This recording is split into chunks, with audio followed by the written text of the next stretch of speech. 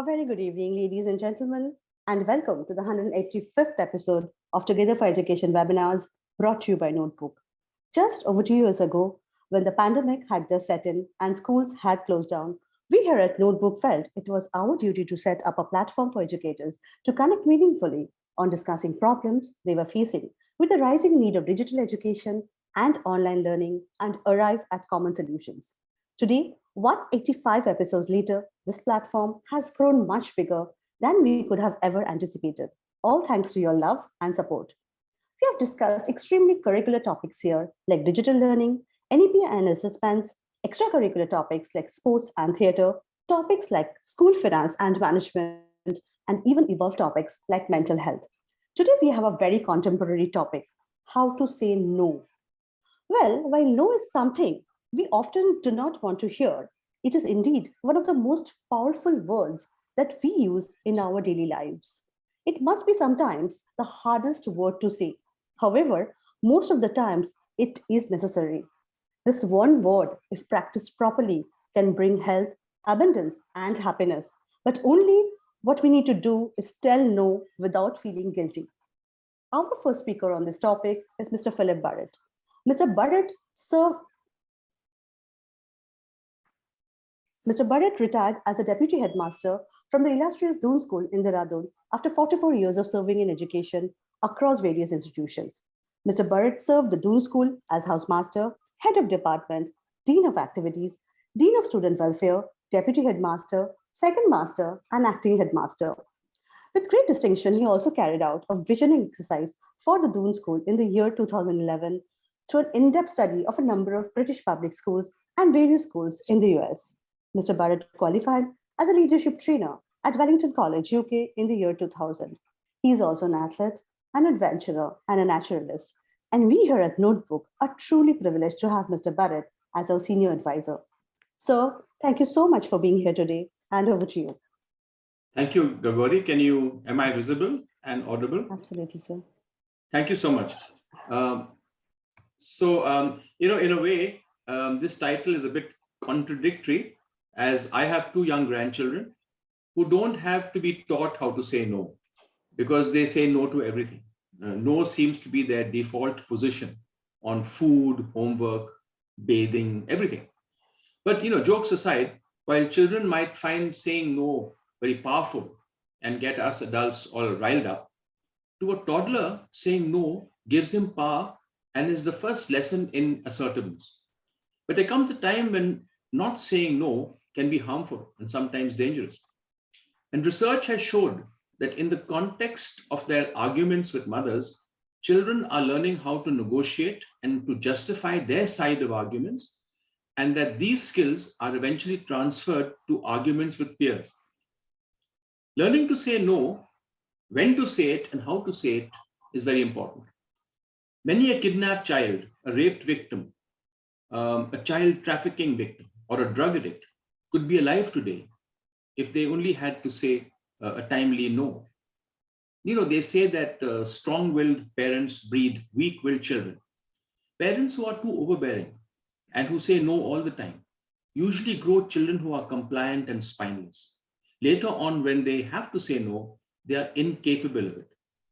Children need to be taught how to say no. How to exercise their rights and when to say no. It's all about drawing boundaries, I think. What is a no, and what could be negotiated, and what is a plain yes has to be taught. Without the ability of saying no and drawing our personal boundaries, we could be walked over and be doormats all our lives. When kids are young, there are more no's that they hear. We tell them not to put things in their mouths, not to venture out on the roads, not to talk to strange people. But, slowly, this has to change from too many no's to giving them the freedom of deciding for themselves. See, at the same time, hearing too many no's, this is what I see. I sometimes find that children don't hear enough no's. That's what I was trying to say. They don't hear enough no's, which is what I see today. There are liberal, indulgent parents who lead their children into entitled and spoiled lives, as if the world owes them all that they desire, and they exist for their own pleasure. And when these children hear no for the first time, things go wrong with them. Some of the young adolescents that I had to deal with in school before I left my teaching career were probably never heard a no ever in their houses. They heard yes all the time. In their zeal to give their children everything they need, some parents risk giving their children everything they want. And parents who practice attachment parenting risk becoming totally yes parents, with how to say no being foreign to their parenting style. What can we do as adults to teach children how to say no?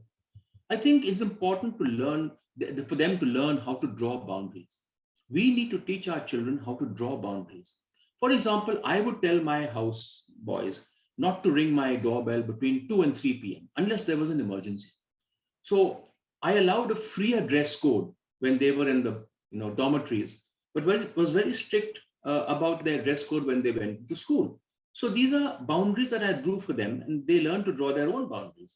Because I needed my spare time, at least 1 hour, to catch a nap in the afternoon. And it was because I was lenient and gave them freedom that I could pull them up when it was needed. Too many no's all the time leads to a lack of creativity, drive, initiative, and confidence. Also, we need to give our children the freedom of choice. While kids still need to eat their vegetables and wear clean clothes, giving them a voice in how they eat or what they wear can be a great confidence booster. We can also empower our children to make choices about how they spend their time, with whom they want to associate, what toys to share with whom. This could mean respecting their wishes.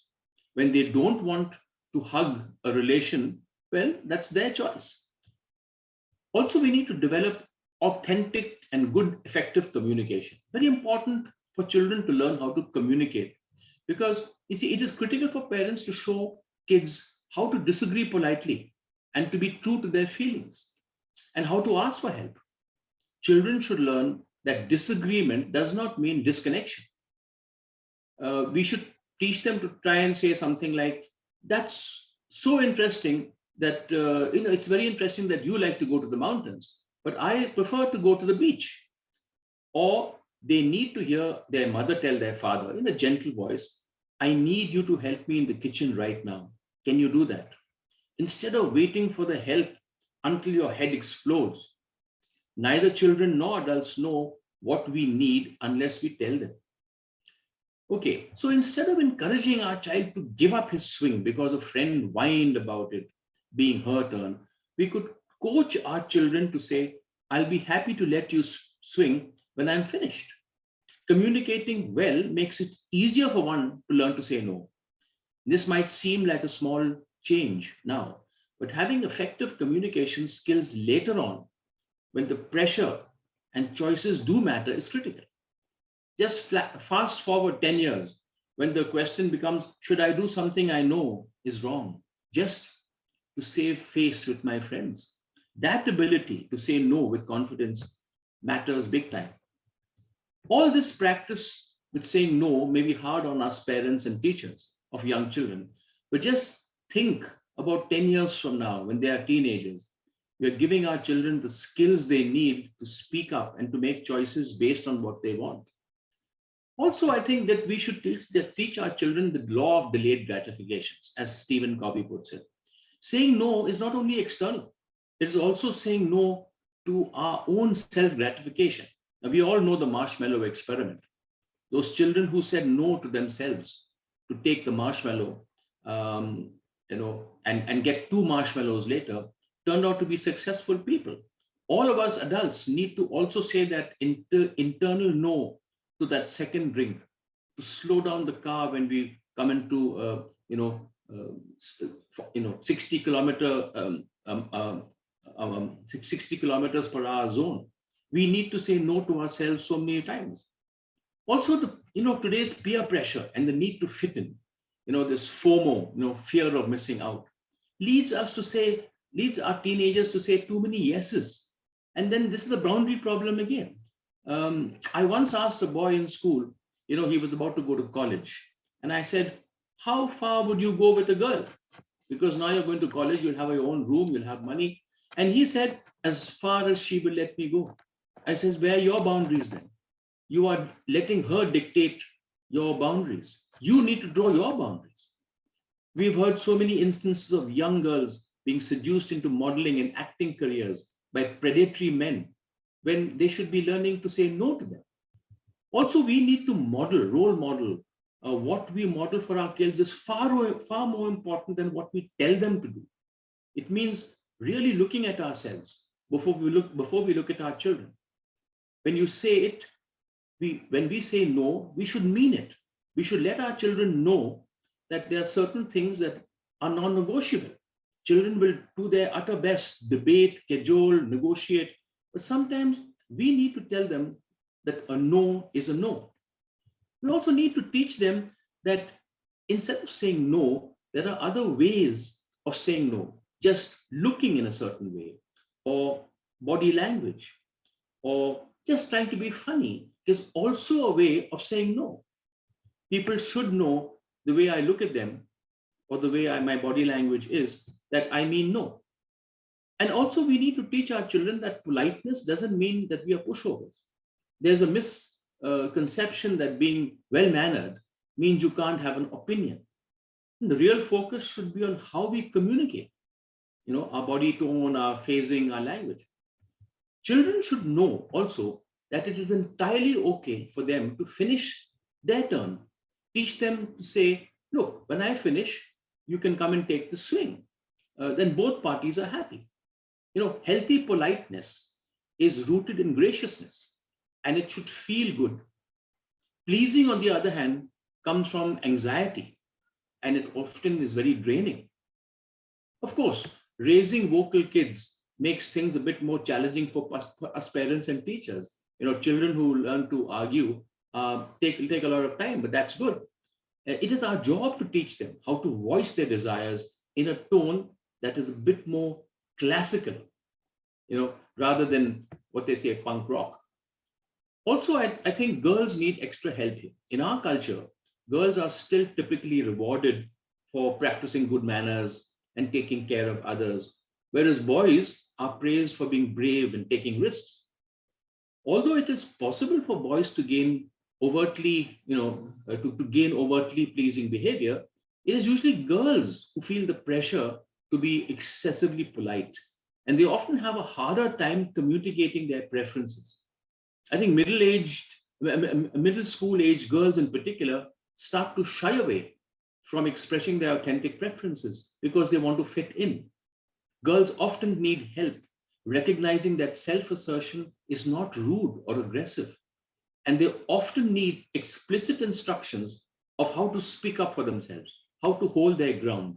And there's a difference between being aggressive and being assertive. I think we need to develop self-respect in our children. There needs to be a balance between the number of yeses and the number of no's we say to them. I think it starts by considering who we are ourselves, how we act. There are women who don't know how to ask for what they need. Same with men. I think it's important to understand that we must respect ourselves. And that again comes with the whole boundary. Also, as parents and teachers, we should not rush in to help children when they are in confused state or when they've had a problem. See, genuine graciousness comes from self-awareness, and parents can do a lot to develop this skill. I think childhood trauma is also a problem with many of our children because of childhood trauma, we want attention. We want to be the good boy or the good girl. We want to be the hard worker, the pleaser. And later on, this leads to addictions like shopping addictions, drug addictions, workaholism, because we want to be the good person. And this type of pleasing behavior is dangerous, especially, as I said, for girls. Teenage girls today are more at risk than ever before for developing self-destructive behaviors, such as self-harm and cutting, binge eating, suicide. Having an empowered and healthy sense of self is very critical. And I think parents and child communications is very, very imperative. It is the real antidote to unhealthy pleasing. When we have a real dialogue with our children as teachers, we should show them what is, that we are interested, genuinely interested in their perspective. We should ask them to solve problems rather than, solve their problems, teach them how to boost their critical thinking skills. When things don't go well, role play a similar scenario so that the child we are with will have a script of what to say next time. And when saying, I'm sorry, teach our children to give and receive an authentic apologies. When you say, I'm sorry, it means I'm sorry. Saying no is not your turn. Just to say no, it's not your turn on the iPad yet, is a lot easier than saying no to alcohol or an unhealthy relationship or a terrible job. Although saying no is often punished in preschool and elementary school, we need to raise self-reliant kids who are comfortably saying no in a polite 1,000 ways. I'm very glad that Notebook has raised this topic, because I think we neglect some of these important training, and because we just overlook it. It's too small. But honestly, it's a very, very big thing. And I think really, hats off to Notebook for choosing this topic. I forgot to wish everyone at Notebook a very good day, and also to welcome and greet our esteemed panelists and the guests who have tuned in. My apologies. Thank you very much for listening, and over to you, Gauri. Thank you so much, sir. We could not have asked for better, borrowing from your experiences. That was truly wonderful, as always. Gentlemen, our next speaker on this topic is Mr. Achin Bhattacharyya. Achin is the founder and CEO at Notebook, a chartered accountant by training. Achin was a director at Deloitte prior to starting Notebook. He has worked in India and abroad in various senior capacities in GE, PwC, KPMG, and Deloitte. Achin is a member of the Institute of Chartered Accountants of England and Wales, a fellow of the ICAI, a member of CPA Australia and CPA Ireland, and a member of CIMA UK. He is also the recipient of the prestigious Indian Achievers Award, an avid reader and a passionate traveler. Achin has keen interests in economics, history, literature, and philosophy. He is a regular speaker at various forums and chambers of commerce, and also contributes articles to numerous publications regularly. He is also on the board of some of the most renowned corporates and contributes significantly to their brand strategies. Achin, a very good evening, and over to you. Thank you, Gauri. Good evening, everyone. Gauri, am I audible? Absolutely. Once again, welcome all of you to today's session. I remember a very famous quote by Warren Buffett. Globally, the most renowned investor that the world has ever seen. Mr. Buffett once said, the difference between successful people and really successful people is that really successful people say no to almost everything. Well, that may be an extreme. Now, from the world of business to the world of politics, ex-Prime Minister of UK, Tony Blair, I remember his words on this very important and interesting topic, who said, the art of leadership is saying no, not saying yes. It is very easy to say yes. And we all know this, we all agree that the job of a leader at times is to do what is right and not to make everyone happy. Steve Jobs knew that even great ideas can kill productivity. The late co-founder of Apple explained at a worldwide developers conference in 1997 when he said, focusing is about saying no. Now, humans are social animals who thrive on reciprocity, and we would all agree. It's in our nature to be socially obliging. And the word no feels like a confrontation. At times, it's like a threatening to a personal bond. But when we dole out an easy yes instead of a difficult no, we tend to overcommit our time, energy, and finances. The ability to communicate no really reflects that we are in the driver's seat of our own life. So honestly speaking, it gives us a sense of empowerment, especially when it's for right reasons. So that's why learning to say no, I think, comes in really handy. And half of the troubles of this life can be traced to saying yes too quickly and not saying no soon enough. Now, one technique, I think, to deal with this very important and interesting topic is the refusal strategy. A study in the Journal of Research found that saying I don't as opposed to I can't allowed participants to extract themselves from unwanted commitments. Naturally, because when you say I can't, it sounds like an excuse. And the moment it's an excuse, it's up for debate. It feels as if there's still scope of persuasion. But the moment it's I don't, it implies that we have established certain rules for ourselves, suggesting conviction and stability.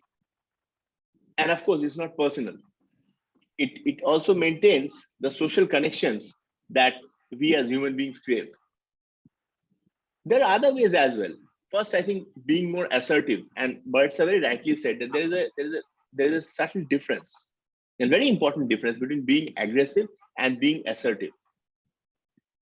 But it's important to be assertive, and it's important to inculcate this in our nature and to speak up for ourselves when we don't like something, and teach the same to our children. So whether that be maybe during a regular visit to the bank, the gentleman at the counter trying to make us sign up for a credit card, which you don't need. I think it's important to speak up and say that we don't need a credit card. Or whether it be a stranger trying to sell us something which you don't need. So get comfortable with our assertiveness. And it's easy if we really ensure that we speak up for ourselves, if we ensure that we are honest with ourselves, and we are clear about we are very clear about our priorities, about what we want, and more importantly, what we don't want. Second, I think it's easier to say no when we know exactly how to say it. So a few anchor phrases for different situations. And it's very easy. No, I don't buy what I need. Someone trying to persuade us to go out during weekdays for a late night party. And it's as simple as no, I don't go out during the week. But at times, as social beings, of course, there's a pressure of missing out that Sir also referred to.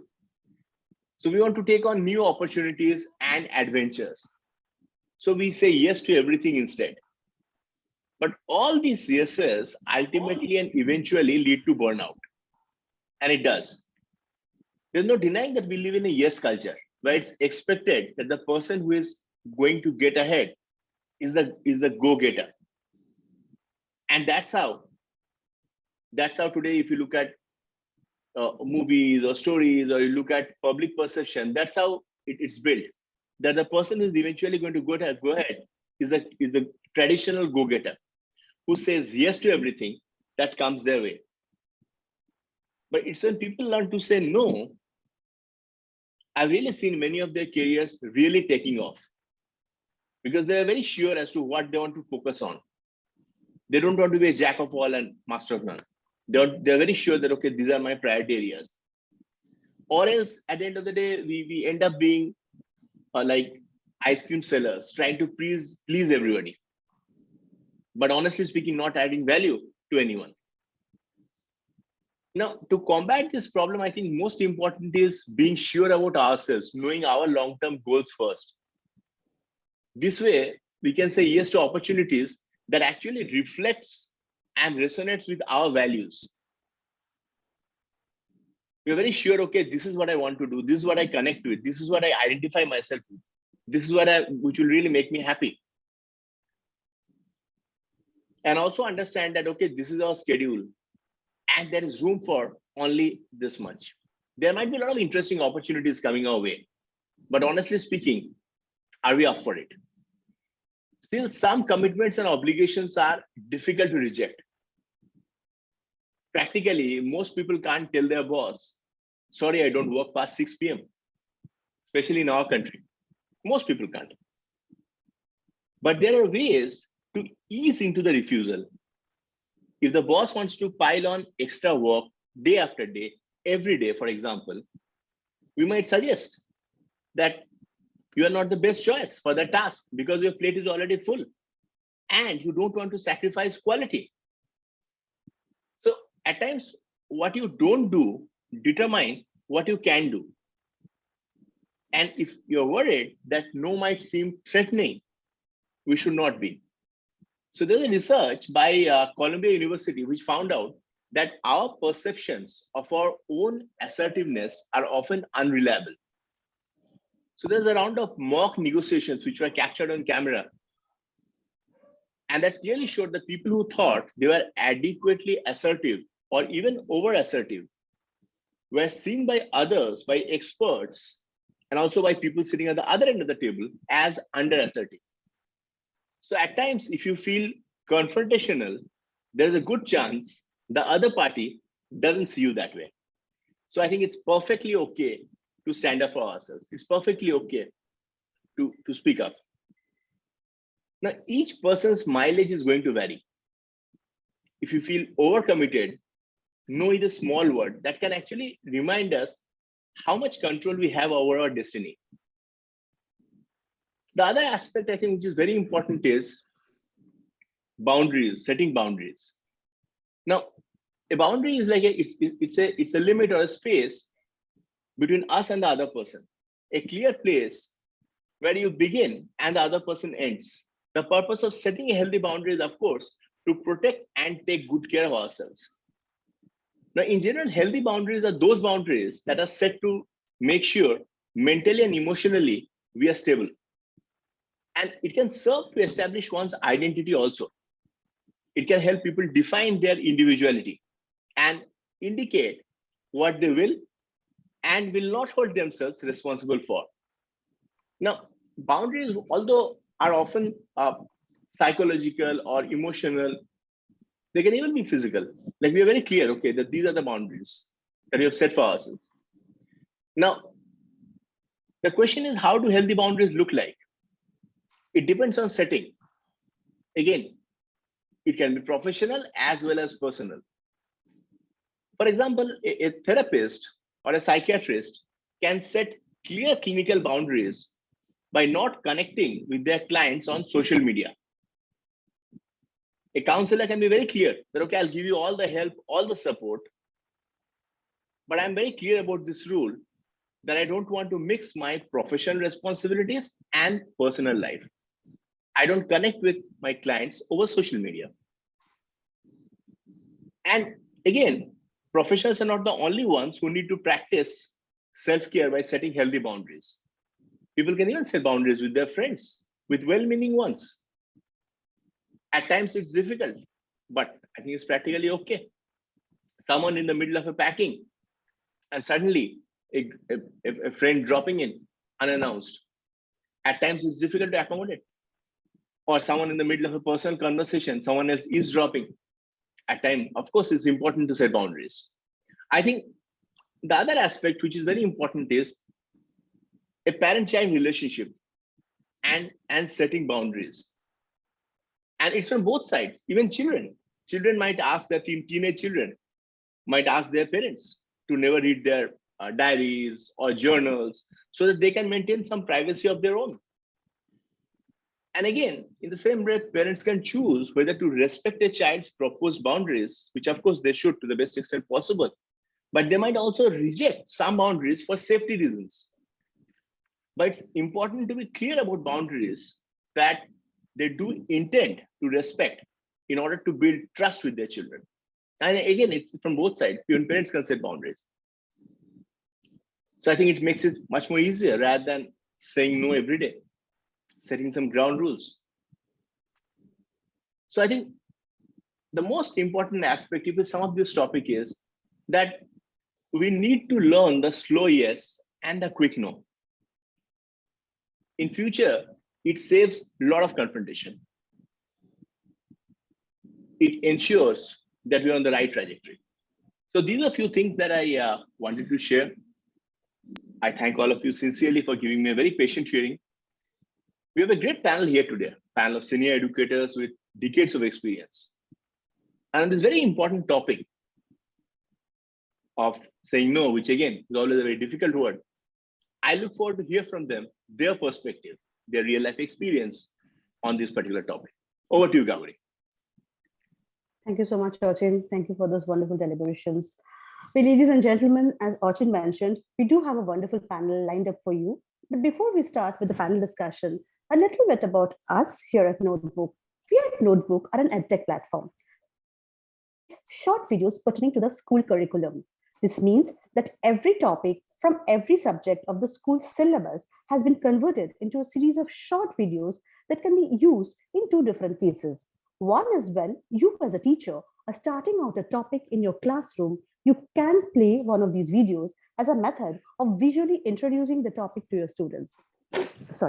These videos are just 6 to 10 minutes in duration and take up very little of your class time while offering the right kind of material to students to generate curiosity and excitement. The second is when the student is studying at home. Months later, they have access to the same videos on their personal devices, be it a laptop or a smartphone. They can watch the videos over and over again until they get a very clear understanding of the topic that you had taught. What I am going to do now is play you some short snippets of notebook videos so that you know what they exactly look like.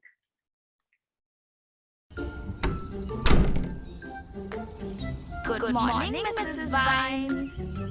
Good morning, everyone. It's time for today's class. Today we are going to talk about tissues. Our tissues? Yes, our tissues. And the dirty cat's tissues. He started off describing an uncanny story about the place where Mahendra stayed. He described how often he saw ghosts there that night. The worst among them was the ghost of an ugly woman who appeared intermittently during the full moon, with matted hair, a shriveled face, and holding a fetus in its arms. A variable denotes a symbol that can take any value. For example, height of a growing plant. A constant denotes a fixed value. For example, height of a lamppost. Well, ladies and gentlemen, those were some short snippets from notebook videos as you just now saw.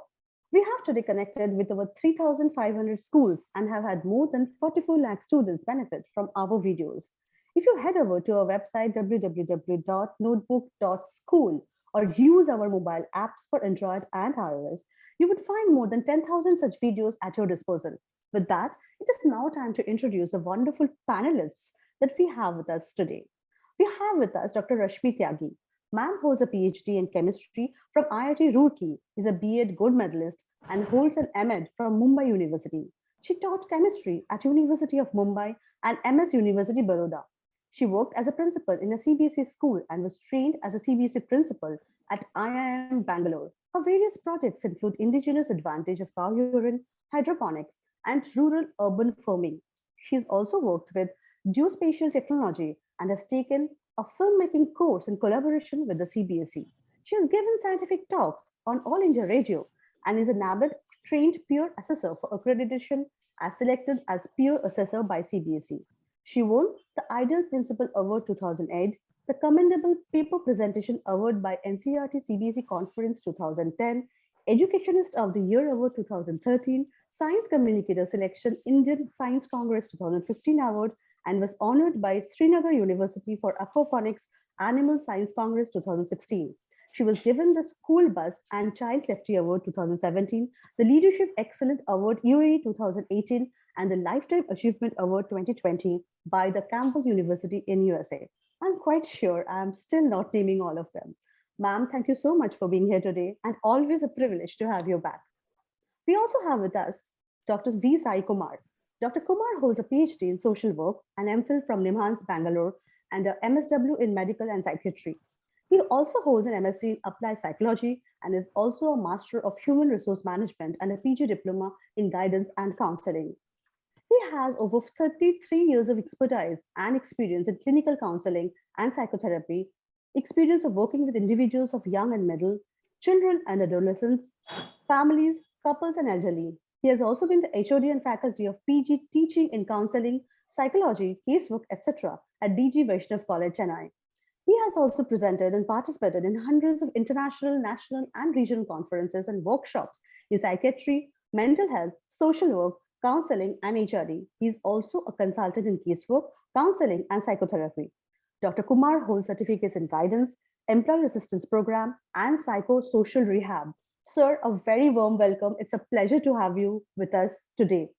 Next, we have with us Mrs. Deepanwita Dash, Principal, Delhi Public School, Damanjodi, Odisha. Ma'am is a postgraduate in chemistry from Utkal University and also holds a master's in education. She is certified with ECCE and has been instrumental in starting the TQM in education at DPS. She joined the teaching fraternity in 1987 and came into administration since 2004. Ma'am is also a trained Odissi dancer and a theatre artist. She's a writer to reckon with. She serves the society with a keen sense of dedication and conducts sessions to empower people and students of all sectors. Ma'am, a very warm welcome to the panel and a very good evening. I would request all of the panelists if they can switch on their videos, please. I would like to come to Dr. Sayee Kumar, sir, first.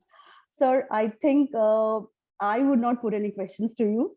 You being the subject matter expert here, what is your opinion on the topic, please? Okay. Thank you, everybody. Am I audible? Am I visible to all of you? Absolutely, sir. It's a pleasure to be amidst of scholars and specialists and educators. Thank you very much for the opportunity given to me to share some of my views. As a person and as a professional who has been dealing with individuals across the lifespan, from the time of even a student from LKG, a person who has become an adult and has become an elderly even in the age of 85 plus and 90 years. So I have been seeing individuals in all these ages for quite some time. And it has really given me a kind of an insight that sometimes not able to say no, costing very heavily in their life, very heavy. And to give you an example, at the moment I have a case, a young person who's 28 years old, software engineer, who's married since 1.5 years of time, and whose wife is also working in a BPO. And he's going through such a rough time and a tough time. Only reason that he always cites is that, sir, I couldn't say no when this proposal came through my mother in an arranged marriage. Now, this person was not at all ready for the marriage, and he had been postponing marriage for many number of times, in spite of the proposals that he received from the eligible women in his past. So when he was dodging all those things and avoiding, but when his mother asked him, he couldn't say no. But the kind of problems that he's suffering with, kind of emotional, psychiatric, depression, and many other issues, it is quite difficult for him to go through that for the simple reason that he couldn't say no to his mother. Now, it is really throwing some of the questions, whether it is right or wrong or not, that we will examine it later. But what I'm trying to tell you now is that saying no is something related to the concept of self. When I have about something about myself, either a self-concept or self-esteem or self-respect or self-regard, when I have and enjoy these things in myself, to what extent I'm able to keep it in a way that is not harmful to me as well as to others, particularly which is not harmful. So in that context, saying no becomes imperative on some of the very important critical times. For example, for an adolescent, it is extremely difficult to say no when the entire peer group is pressurizing him to try for a smoke. Why don't you have a smoke? It's just one puff, yeah, no, not too much, just one puff. But imagine the tough time that the boy goes through that, and then vacillating in his mind, and then that 1 second, if he yields, then that will decide the further course of his life and action, how much he's going to get through or avoid later and all that. Similarly, the drugs, alcohol, or many other things. That is something very costly thing that it can happen. Like the other one, the marriage issue, which I highlighted some time back. So the self concept is extremely important to understand when you want to say no. So what is it you are going to lose by saying no? That we need to understand. Are you going to lose your esteem, respect, and regard, or why it is happening? Because sometimes your defenses, that is ego defenses, are so weak that you are not able to say no. But then some of the people, they go through tremendous amount of emotions when they want to say no. What are they? I'll just give you some of the common emotions that people will experience. Regret, oh, I have said no, I shouldn't have said that. Feeling shame, or feeling guilt, or feeling remorse, anxiety, apprehension.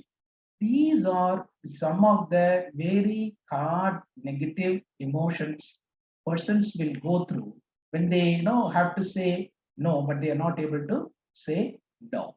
But they will also be afraid and apprehensive of their acceptance in the society, either with the peer group or with others and things like that.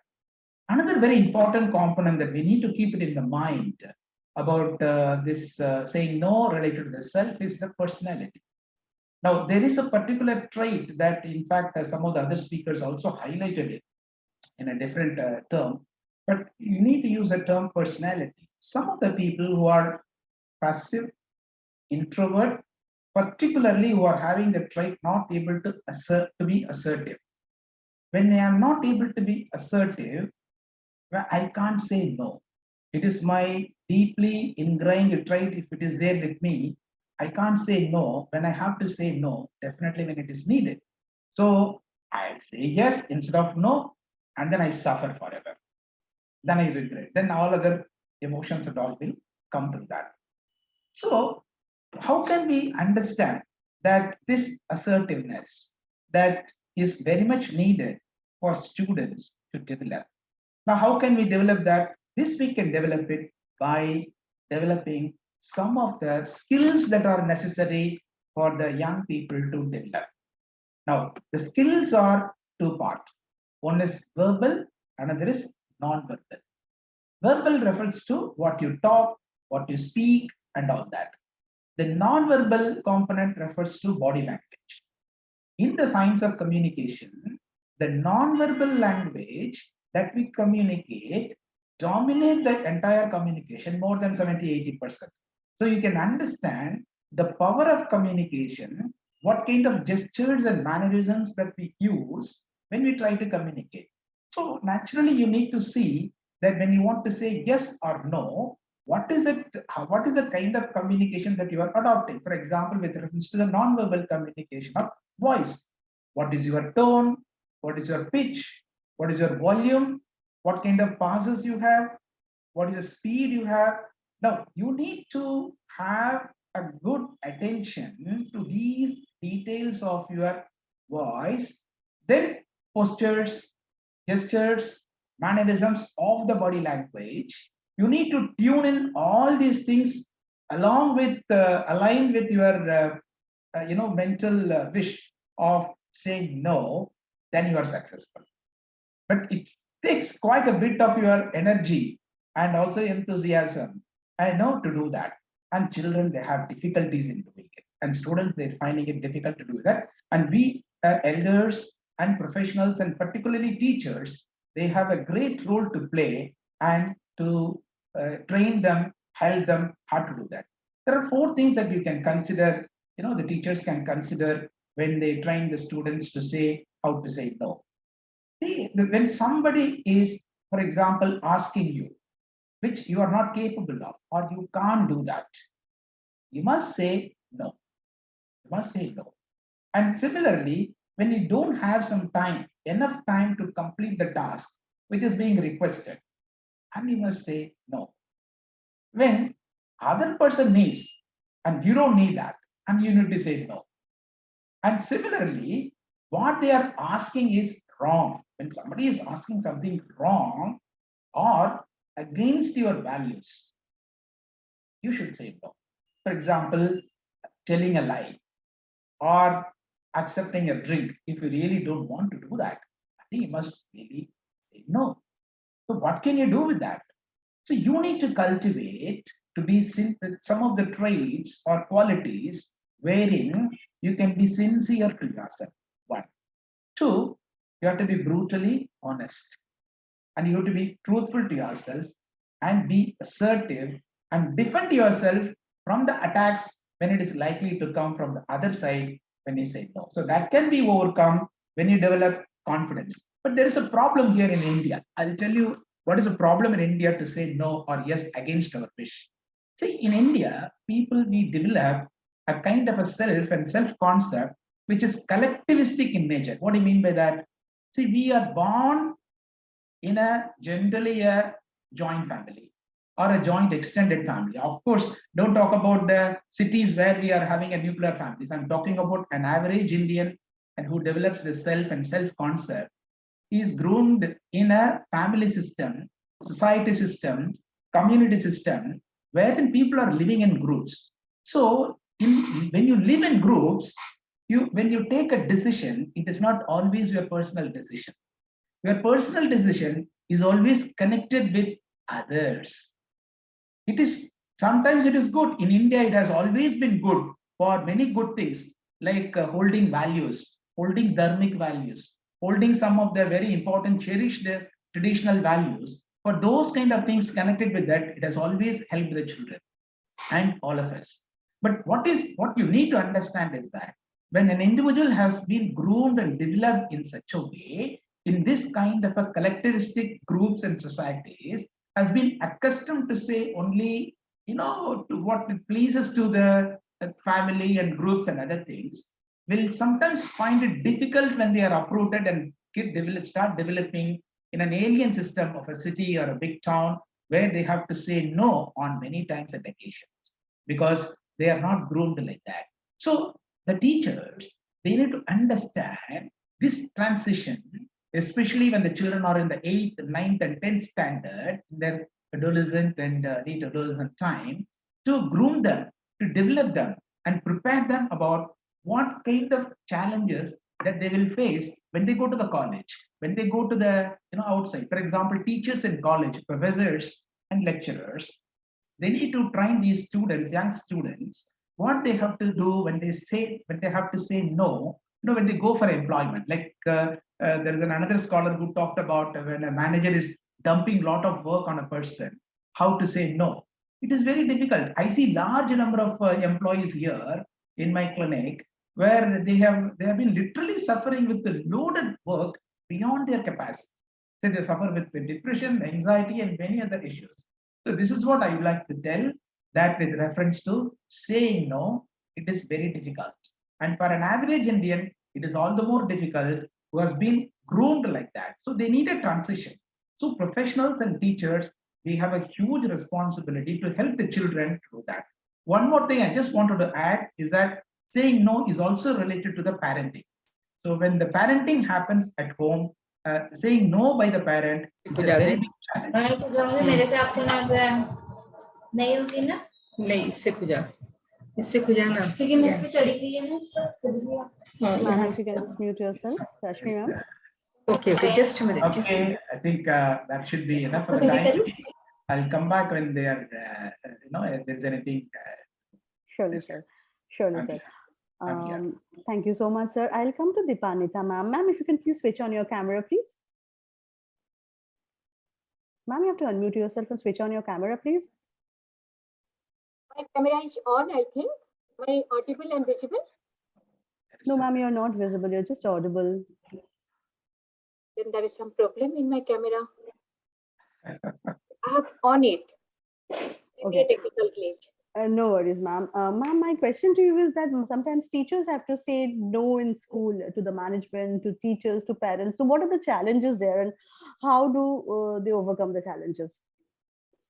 I was my first good evening to all the esteemed panelists, and a wonderful topic notebook has chosen.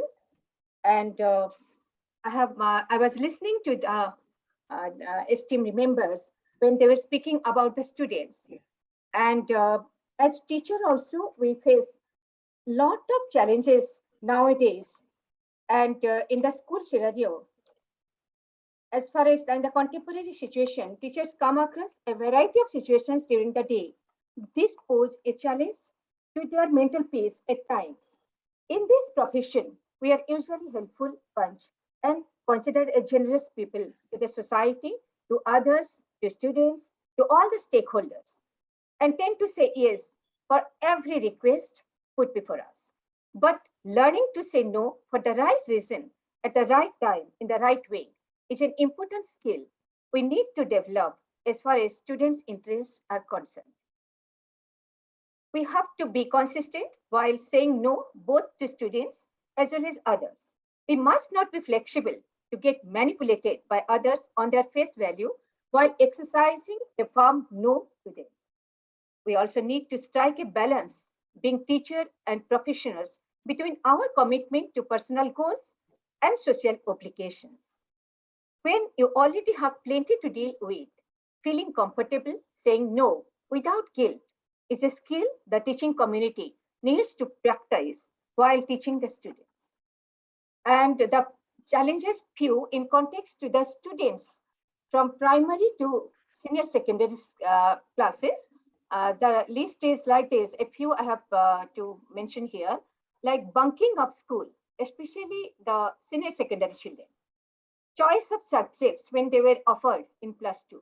Every parent has over expectation on their child, and they want every child to be a IITian or IS official. So they don't see the actual potential lying in the kid to face the challenges or overcome the particular goal or reach the target. So choice of subjects when counseling we give to the parent, the child's aptitude and attitude. Based on that, the choices to be given, the subject has to be chosen. The parent pester the school to give whatever they expected, they had visualized for their children. There we face a lot of challenge. Demanding full marks in the internal examination. And in lower classes, change of section due to selective friends. My child is friendly with my neighbor's child, hence he should be comfortable.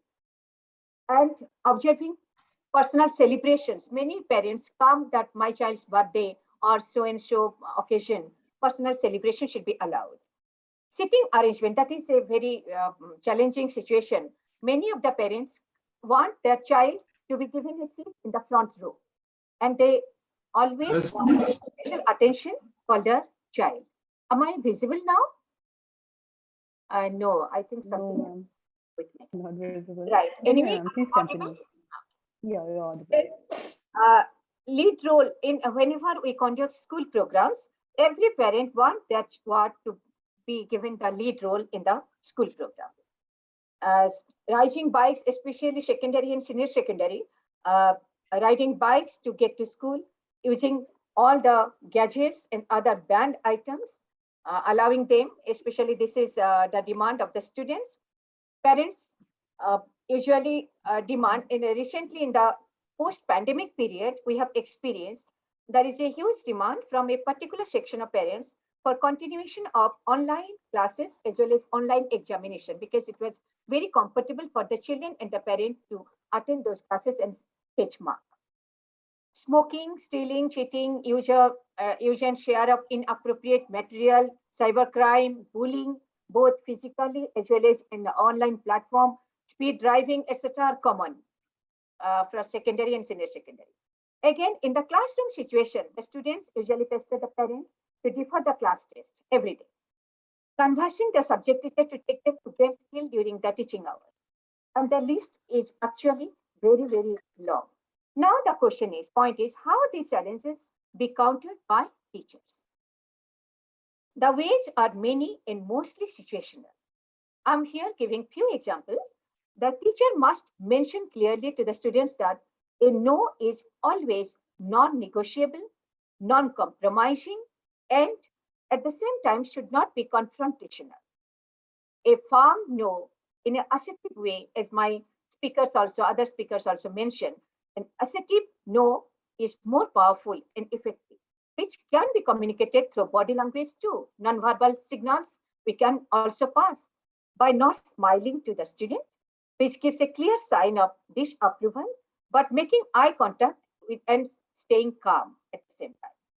By conducting counseling sessions for both students and parents to make them understand the intentions behind the no to any of their demand or proposal. As my other speakers already have mentioned, no doesn't convey always refusal. A firm no takes a long way to the students. The students do not get exhausted, do not get tired, do not get irritated. Sometimes recently during my rounds in the school, I found a young child in the primary class suddenly, abruptly had an outburst of anger, frustration. The reason being, he was being manipulated by his peer group for completing the task because he is a very good scholar, and he had his own frustration because he could not say no to the peer group in the fear of disapproval, because children have a very keen sense of approval, appreciation of others, and to be appreciated. Hence, they tend to be yes person, teacher's pet, and people pleaser. No has to be consistently used to a particular behavior by the teachers in the school, or demand and also to be said uniformly without any bias based on face value and situations. No students should think that the teacher said no to me, but based on the face value, the other student got a approval from them.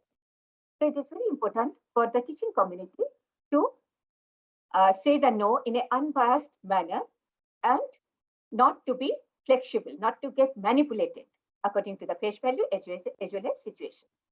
To enhance the knowledge about the power of no, we can conduct many such activities like role plays can be conducted by teachers depicting real life situations from which the intentions and repercussions of saying no can be perceived better by the students. They can understand why a no is told, because we definitely love and care our children. But in the nuclear families nowadays, being overprotective parents, we shield them from the adversities of life. We are bringing them up in a sterile environment. In future, when they get exposed to the challenges of the world, their emotional immunity might collapse and they may want to withdraw from everything that is not their way. And every child has an emotional tank with a definite capacity. We must understand that. What is the ability, like other speakers told, they must leverage out the situations when to say yes and when to say no. They must be given the value education to exercise their power of discrimination, to find out what is a real requirement of no and when they have to say yes or they are not getting exploited. Another technique is life skills can be taught to the students. And a very good format in classroom situation, we can exercise this, acknowledging those students who, after being taught by the teacher, have ever used no with a logic behind it. And if they can be appreciated in public or in morning assembly, that will give a clear signal and message will go to other children how to exercise the ability to say no. Most important thing is in what context students are said no to them. Under every such type of circumstances, Teachers also must adhere to those no strictly, because we act as role models must practice before we preach. Here, I would like to mention that all behaviors of kids are related to some or other incidents. In their day-to-day life, these incidents are linked with the child's emotions. These emotions create a belief in their mind that affects the behavior of the child. Some behavioral issues are displayed in the character of students by back answering in the class with the teachers, being aggressive, playing mischief, telling lies, inattentiveness in class, getting aggressive on being reprimanded for flouting the rules of the institution, etc., etc. Here, to handle such a situation, the teacher needs to strongly get connected to the emotions of the child and try to know the trigger behind that emotional state. It may be some family issue, maybe there is a dispute among the parents, maybe some unnecessary quarrel or conflict is going on in the backdrop of the student. So there may be various reasons lying behind such resultant behavior displayed by that student in the class, in public, in front of peers as well as students. They cannot take the pressure. With patience and love of the teacher, when the teacher tries to find out the root cause and gets connected to the student at an emotional level, then the no from that teacher can be immensely powerful, and its effectiveness will bring tremendous transformation in the student in a positive way. So teachers have to build that trust by connecting emotionally with their student. Then there will be no challenges left to be dealt with in the teaching learning situation. Also, students can be encouraged to read, present, write, paint, and enact different stories, life incidents of mythological characters from different religions, great personalities of contemporary world too, to gain knowledge on how the power and effectiveness of no have become a turning point in their lives by enabling them to imbibe human values that led them to achieve greater goals in life with grit and determination. And there are many other ways which we can teach to the students, and we can exercise also by without saying no, so that the other person will not feel rejected or get hurt. I wish I could make it work. I wish I were able to. I'd rather not. I'm afraid I can't. If only I could. No thanks. I won't be able to make it. Not this time. Unfortunately, it is not a good time. Like this, there are many such techniques, and also other speakers mentioned. We can have no with alternatives.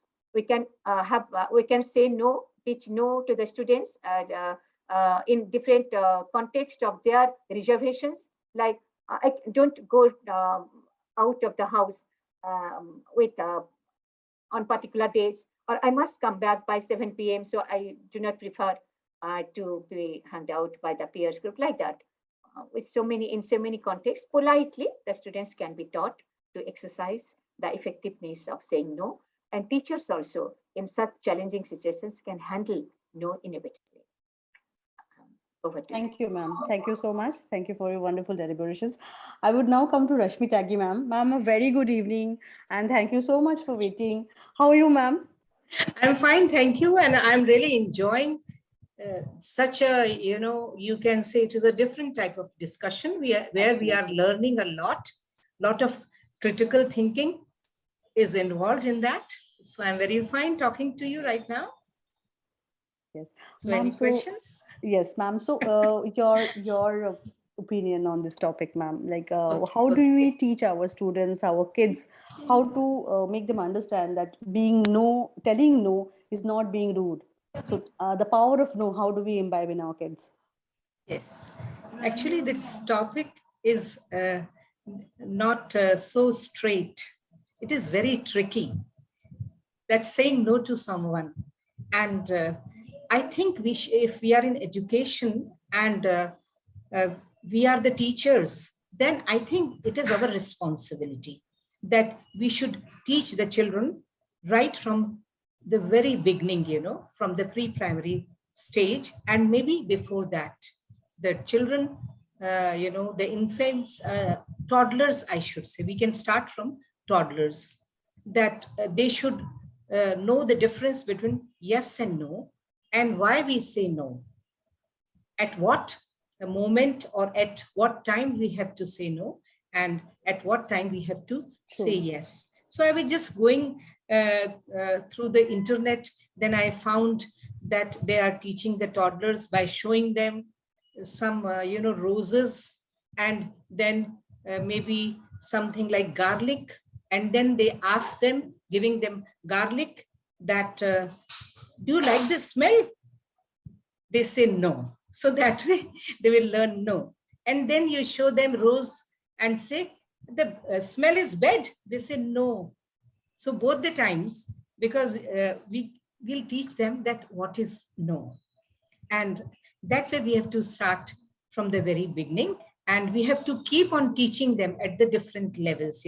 I will say that NEP 2020 should include such critical thinking in their syllabus also, that at pre-primary state, how we are just introducing them to say yes or no, and then in the middle stage, how they are learning it, and when they are at the adolescent stage, then how they can handle accepting something or not accepting something. And I always try that I give the real life experiences in these things, what I had when I was a student, and then when I was a mother, and then when I'm an educator. But right now, as all of us know, that so many 21st century skills are there, and they are different, because the times have changed. So we have to teach the children in this way, that what is going to be their emotional quotient. Are they confident? If they are confident, then they can say no also. And if they are not very confident, we have not taught them to be confident, then they have to say yes to everything.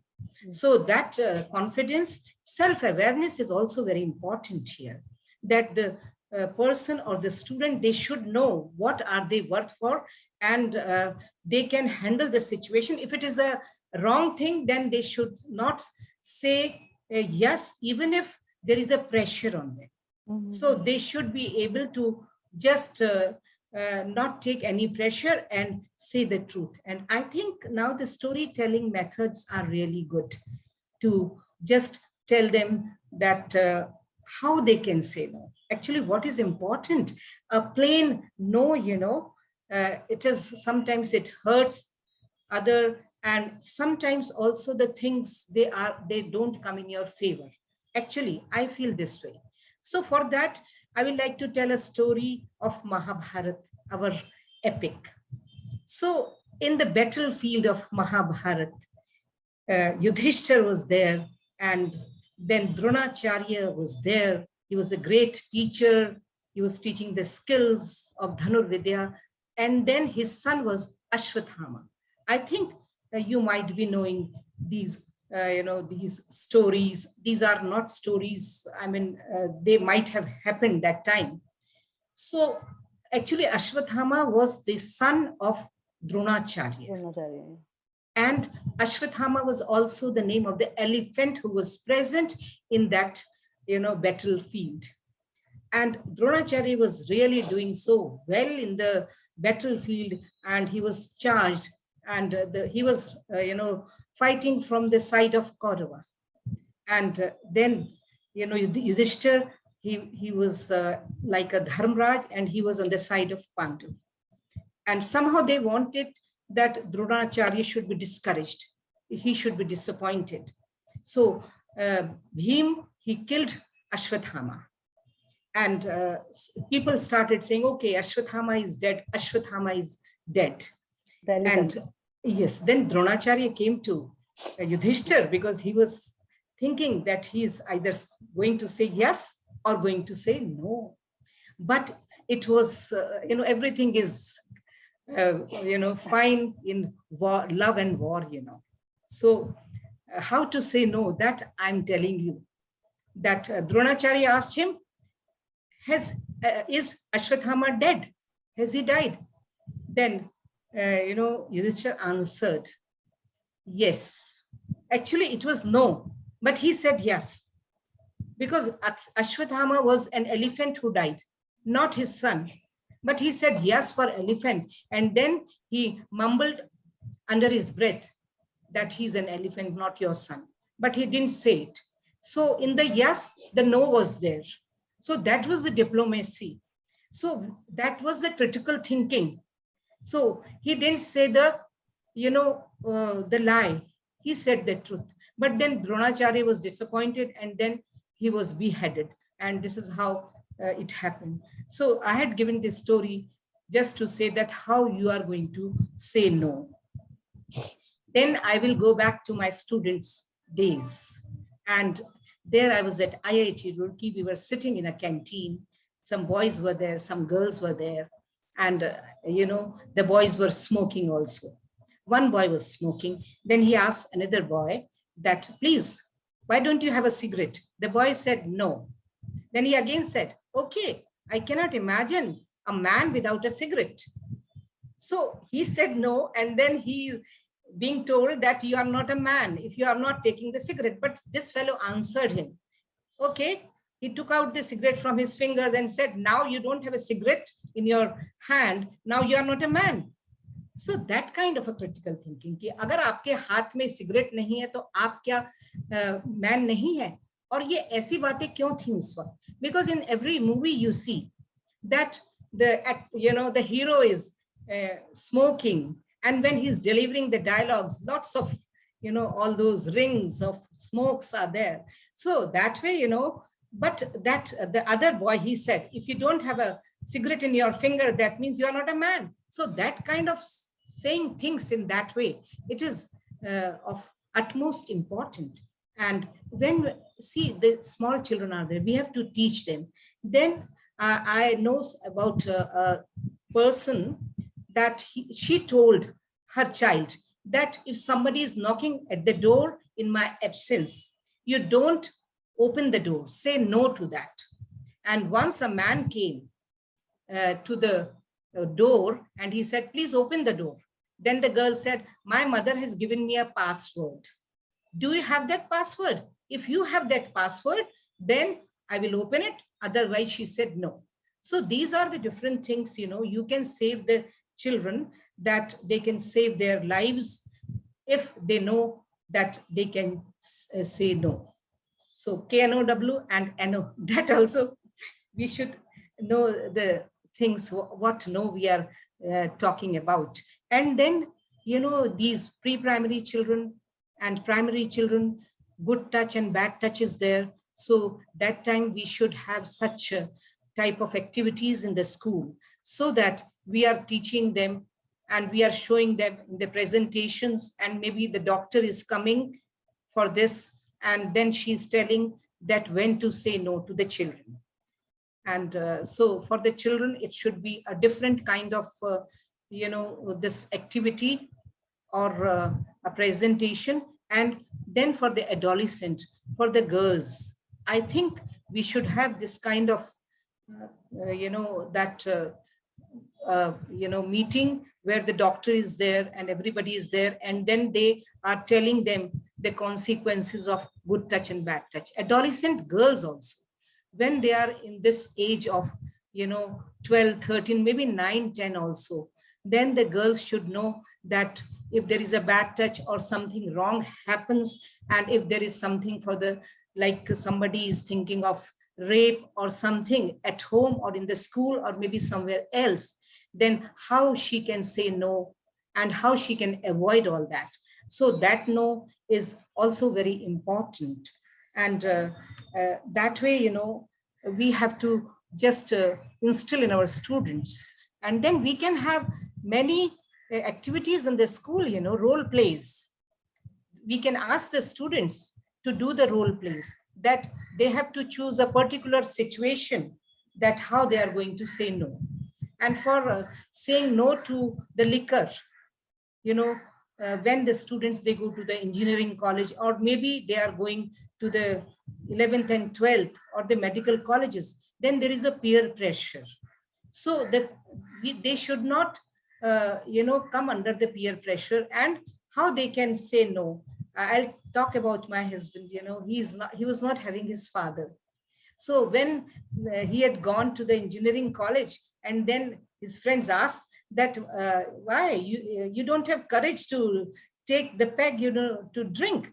He said, no, everything is okay. But as my mother is a widow and I've got 2 other siblings, if I will start drinking, then they will also follow the same thing. So please don't ask me. And when the name of the mother was there, a widow, then they never told him, and my husband is a teetotaler because of the way he said no to all these pressures. So it is, I think, your sanskar, what kind of sanskar and what kind of good values we are giving to our children in our homes, in our society.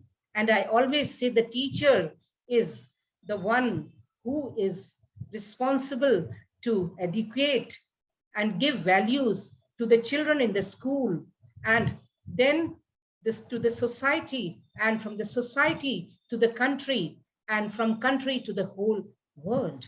So I think as Notebook has organized this wonderful topic, which is very difficult also.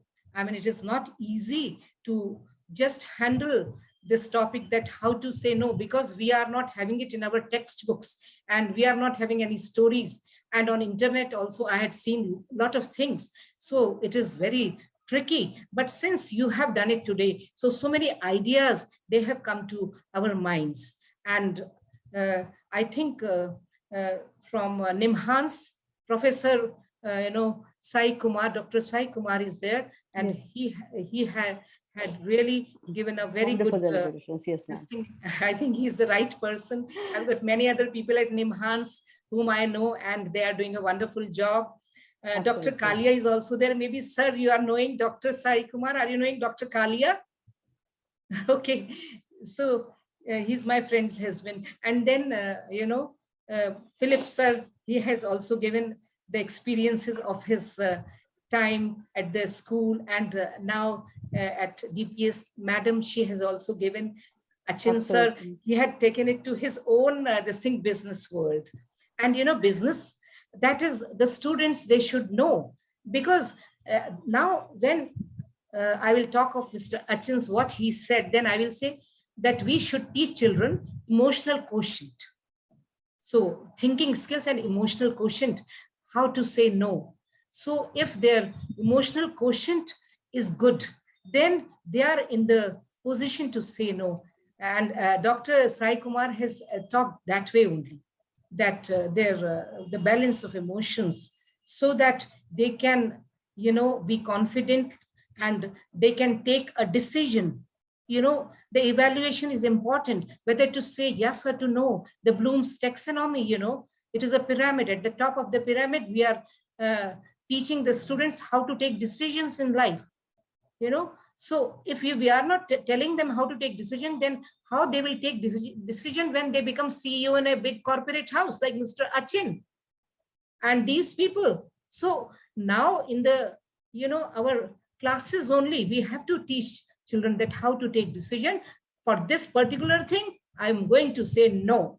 So that kind of confidence we have to instill, and that is a skill, So these skills are important, in emotional skills, and then, these type of social skills, we have to teach them. So this is what I want to say, that we have to do it ethically in a good way. Okay. Thank you. And, thank you so much, ma'am.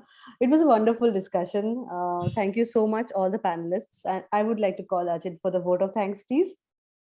Really a wonderful discussion, very seamless, very interactive, and very insightful as well. Burrett sir, thank you as always for giving us a great start, and also some very interesting points you mentioned, including the fear of missing out and how it really impacts our thought process. Dr. Sayee Kumar, thank you so much, sir. I think peer group acceptance is something which is very, very important and so well connected with this topic, and you explained it really well. And also the interplay of emotions, be it, at times anxiety, depression, regret, and everything coming in. And also the importance of non-verbal communication, So I think really wonderful. So it really stays with us, sir. Thank you so much for your time and for your valued insights. Thank you. Thank you. Deepanwita ma'am, thank you so much for being a part of this August gathering, for sharing your insights. And I think you summed it up really well, that saying no for the right reasons, right way and right place. So that is something we couldn't agree more. I completely agree with you on that, ma'am. And also, I think some great examples from your day-to-day life as an esteemed educator. So be it parents demanding lead role for their children in school program, everybody wanting so, and how to balance. So at times, I think it's really important, very critical. Thank you so much, ma'am. Dr. Tyagi, thank you so much, Rashmi ma'am. You've always been a great pillar of support for us.